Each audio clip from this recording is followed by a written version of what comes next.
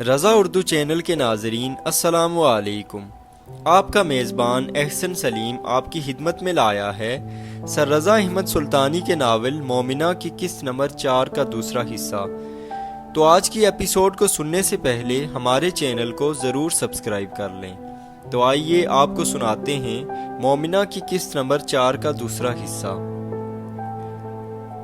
مومنہ lunch تیار کرنے کے بعد ظہر کی نماز ادا کرنے چلی گئی اور پھر تلاوت قرآن میں مشغول ہو گئی۔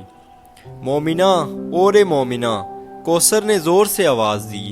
آئی حالہ، آ رہی ہوں۔ مومنہ نے قرآن بند کیا اور کوثر کے کمرے کی طرف چلی گئی۔ جی حالہ، آپ نے بلایا تھا؟ مومنہ نے دروازہ کھولتے ہوئے کہا۔ وہ بیٹا ایک کپ چائے ہی بنا دو، بڑا دل کر رہا تھا۔ کوثر نے للچائی ہوئی آواز میں کہا۔ جی، اور کچھ چاہیے؟ مومنہ چائے بنانے کے لیے کچن میں چلی گئی۔ ویسے مومنہ، تم قرآن بڑی پیاری آواز میں پڑھتی ہو، کوثر نے چائے کا کپ پکڑتے ہوئے کہا۔ شکریہ حالہ، آپ بھی پڑھا کریں۔ ہائے، کہاں سے پڑھوں مومنہ، کیسے پڑھوں؟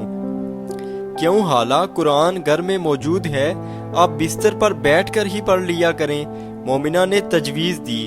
قرآن بھی موجود ہے، نظر بھی ٹھیک ہے، مگر پڑھنا ہی نہیں آتا۔ پڑھنا نہیں آتا؟ یہ کیا بات ہوئی؟ یہ بات مومنہ کے دل میں تیز تیر کی طرح جا لگی۔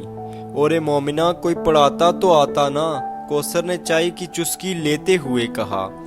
عجیب بات ہے، انسان مسلمان کے گھر پیدا ہو اور اسے قرآن ہی پڑھنا نہ آتا ہو، کیسی عجیب بات ہے۔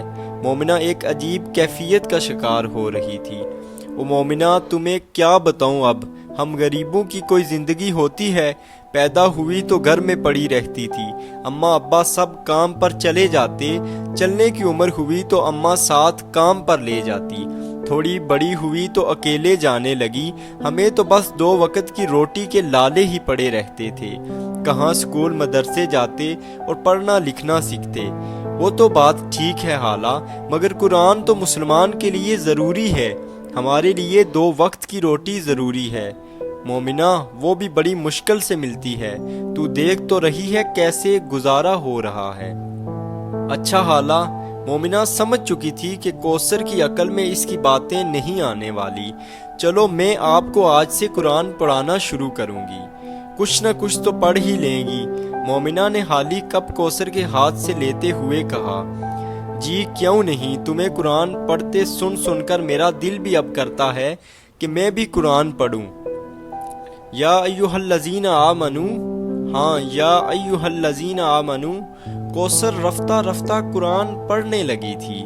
مومنہ صبح دوپہر شام اسے قرآن پڑھا رہی تھی، جس کی وجہ سے وہ چند ماہ میں قرآن کو جوڑ توڑ کر پڑھنے کے قابل ہو گئی تھی۔ آپ کی محنت رنگ لا رہی ہے، دیکھیں آپ کتنا اچھا پڑھنے لگی ہیں، مومنہ نے محبت سے کوثر کی طرف دیکھتے ہوئے کہا۔ یہ سب تو تمہاری وجہ سے ہے مومنہ، تو نے مجھے مسلمان کر دیا، میں نے نہیں، اللہ نے۔ اللہ جس بندے سے محبت کرنے لگے نا، اسے اپنے راستے پر لگا دیتا ہے۔ اب آپ ہر روز نماز پڑھنا اور اس کے بعد قرآن مجید کی تلاوت کرنا، اور اس سے آپ کو بہت سکون ملے گا۔ مومنہ، اٹھو اٹھو، جلدی کرو، رشید تیزی کے ساتھ اندر آتے ہوئے بولا۔ کیا ہو گیا؟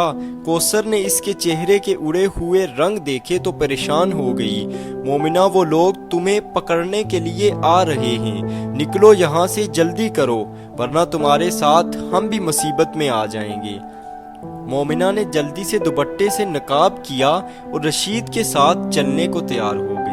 میری بچی، اپنا خیال رکھنا، کوثر نے مومنہ کو آج پہلی بار گلے سے لگایا تھا، اس کی پلکوں پر آنسو آ گئے تھے۔ اور یہاں تک آج کی ایپیسوڈ ختم ہوتی ہے، تو اگلی ایپیسوڈ تک کے لیے اپنے میزبان احسن سلیم کو اجازت دیجیے۔ اللہ نگہبان۔